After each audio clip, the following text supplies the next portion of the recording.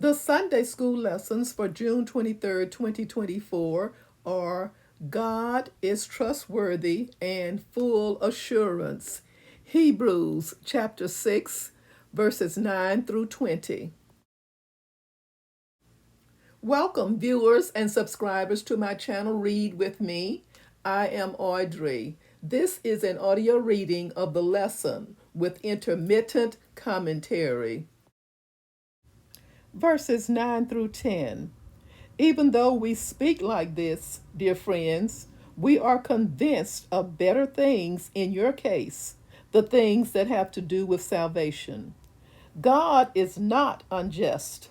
He will not forget your work and the love you have shown him as you have helped his people and continue to help them.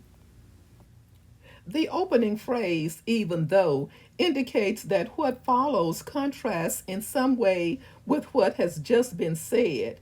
In the verse immediately before the one at hand, the writer of Hebrews wrapped up his or her negative cautions to switch to a discussion of better things. The writer does not define or give specifics about these better things, saying only that they are things to anticipate. In making the transition, the writer does not deny the applicability of the warnings just given in Hebrews chapter 6, verses 4 through 8. We know this because of similar warnings given later in Hebrews chapter 10, verses 26 through 28. Noteworthy is the fact that the writer is self inclusive in using the plural we. This is sometimes called an editorial we, as it is used when writers speak with the authority on their position. One detail speaks to the connection between the writer and the original intended audience, the phrase, dear friends. The use of this underlying Greek word in similar contexts indicates a close connection and personal acquaintance. Romans chapter 16, verses 8 through 9 and verse 12. The recipients of this letter had helped in ways that visibly witnessed to their salvation. We know that good works result from salvation. They don't result in salvation. Salvation is by grace through faith and not by works. Ephesians chapter 2, verses 8 through 9. Jesus had said that the world would know his followers by their love for one another. John chapter 13, verse 35. The love we demonstrate is, or should be, a result of the grace and forgiveness received in Christ. The phrase, have shown him, harmonizes with the imperative that ministry is to be done as though doing it for Christ himself. Matthew chapter 25, verse 40. The author uses past and present tense verbs, have helped and continue to help, to acknowledge the work of believers. From this, we can conclude that the recipients of this letter were consistent in living out their faith. Verses 11 through 12. We want each of you to show this same diligence to the very end, so that what you hope for may be fully realized. We do not want you to become lazy, but to imitate those who, through faith and patience, inherit what has been promised. The writer's concern for consistent pastoral care continues. This was not only for the benefit of the one receiving the care, but also evidence of the recipient's hope fully realized. So that they do not get discouraged, the author directs their attention to the finish line. Scholars disagree about whether the very end refers to the end of the lives of the original readers or the end of the age. Either way, the imperative or uninterrupted faithfulness is paramount. The Apostle Paul saw life as a race to be finished for the hope of reward. Acts chapter 20, verse 24.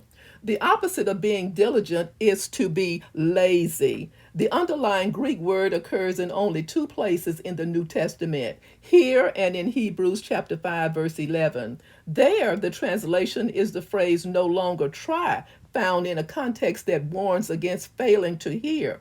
We know that a failure to listen will sometimes result in a failure to act accordingly.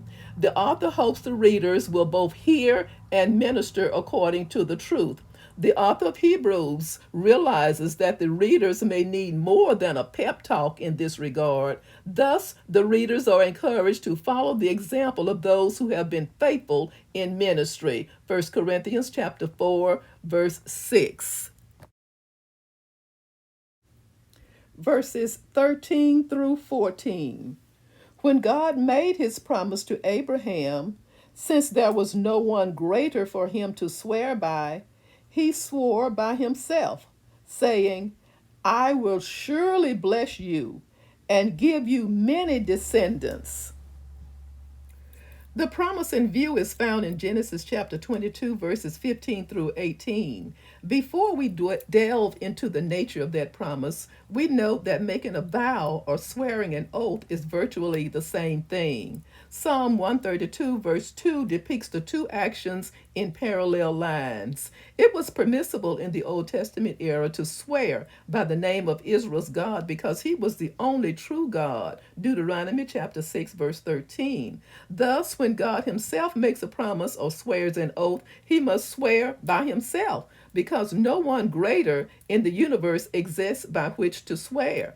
The original readers would have been encouraged by this reminder that God's promise are assured since his unsurpassed greatness confirms them. The fact that vows are not necessarily sinful in and of themselves in the New Testament era is established in Acts chapter 18, verse 18, which records Paul's taking of a vow. By the taking of vows and swearing of oaths were widely misused in the first century as human tradition displaced God's words. The result was self-serving oaths and vows. Jesus condemned such a practice in no uncertain words. Matthew chapter 5, verse 33 through 37. The quotation from Genesis 22, verses 15 through 18 continues. What was promised from God was that through Abraham's vast number of descendants, all the nations of the world would be blessed. While Abraham, or Abram, was at Haran, God had promised him many descendants. God began fulfilling that promise 25 years later when the 100-year-old Abraham had a son named Isaac. The staggering result, some 620 years later, is seen in Numbers chapter 1, verses 1 through 46. Verses 15 through 16. And so, after waiting patiently, Abraham received what was promised. People swear by someone greater than themselves, and the oath confirms what is said and puts an end to all argument. Abraham's main task during those 25 years was to wait patiently, as such would demonstrate his trust in God. That man's patience wore thin after 11 years of waiting when he tried to help push God's plan along by the conception and birth of Ishmael, Genesis chapter 16. But in God's timing, the promise was indeed fulfilled as Adam learned patience over the course of an additional 14 years until the birth of Isaac. As with other cases in the Bible, God's intent was eventually distorted by self-serving human tradition and pride. By the first century AD, a widely held belief was that the physical descent from Abraham was the ticket to being right with God. Matthew chapter 3, verse 9, and Luke chapter 3, verse 8. But the more important issue was and is to be a spiritual descendant of Abraham. Romans chapter 4, verses 9 through 17. This verse 16, reflects Exodus chapter 22, verses 10 through 11. A person swearing an oath in that context was inviting God to witness the truth of the testimony. Ideally, this served to put an end to all argument of the case at hand. The compelling idea here is that people take oaths in light of something or someone who is greater, and there is nothing or no one greater than God. Verses 17 through 18. Because God wanted to make the unchanging nature of his purpose very clear to the heirs of what was promised, he confirmed it with an oath. God did this so that by two unchangeable things in which it is impossible for God to lie, we who have fled to take hold of the hope set before us may be greatly encouraged. In taking the oath, God communicated on the level of humanity's understanding at the time. He did so in order that there would be no doubt regarding his intention and commitment to implement his plan. This resolve is reflected in the phrase, the unchanging nature of his purpose. The underlying Greek word occurs in the New Testament only in this verse and in the next. A trick question sometimes asked of Christians is, do you believe that God can do anything? The trap is that if the response is no, then the Christian has admitted to following a deity who is less than omnipotent, meaning all powerful. But if the answer is yes, then the Christian can be asked a follow up question such as, so you believe that God can make 2 plus 2 equal 7? The correct response to the first question is to state that God cannot do anything that would violate his own nature. God is the one who created all the rules that order the universe. The second of those two things is that God sealed the promise with an oath, as already discussed. We should not lose sight of the fact that an important goal of the writer is to prevent the readers from falling away from Christ. The stress on the absolute reliability of God's promises serves to achieve this goal. How foolish to abandon this hope. Verses 19 through 20. We have this hope as an anchor for the soul, firm and secure. It enters the inner sanctuary behind the curtain, where our forerunner, Jesus, has entered on our behalf. He has become a high priest forever in the order of Melchizedek. The focus on hope continues as the author weaves metaphors together to illustrate the message. Anchors brings to mind thoughts of stability. This verse is the only instance in the New Testament where an anchor is used to illustrate Christian hope. The second metaphor involves the temple curtain. The curtain in the temple in Jerusalem served to divide areas.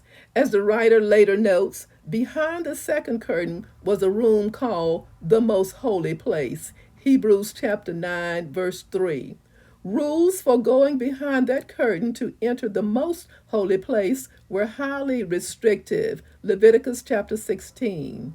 The gospel, the gospels record that the temple's curtain was torn from the top to the bottom when Jesus died on the cross. Matthew chapter 27 verse 51, Mark chapter 15 verse 38, and Luke chapter 23 verse 45.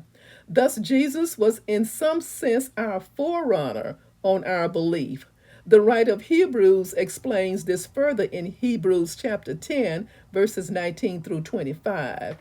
The primary reference in the Old Testament to the Mysteria Melchizedek in Genesis chapter 14, verse 18, with another one found in Psalm 110, verse 4, the writer closes this section of the book of Hebrews by reflecting on the imagery of this psalm, as he did earlier in Hebrews chapter 5, verse 6 and verse 10.